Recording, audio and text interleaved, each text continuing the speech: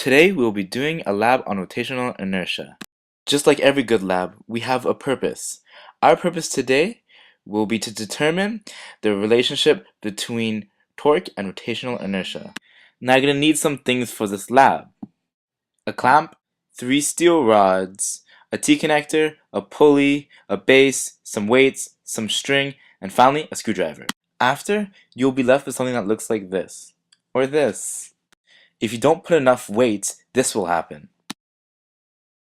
The amount of weights will change how fast the apparatus rotates. You'll have to record 3 things while the lab is happening. With this data, we are able to make a graph, one that has mass, time, torque, and angular acceleration.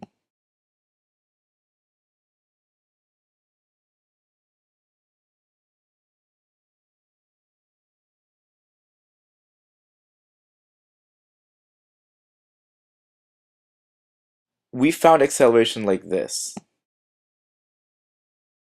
and we found torque like this. With all the data that we created, we decided to make a graph showing torque versus angular acceleration. The slope here represents the inverse of inertia. The x-intercept represents friction.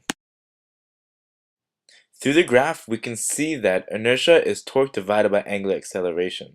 Or, in more simpler terms, the more mass we'll have, the more torque we'll then have, equaling more rotational inertia.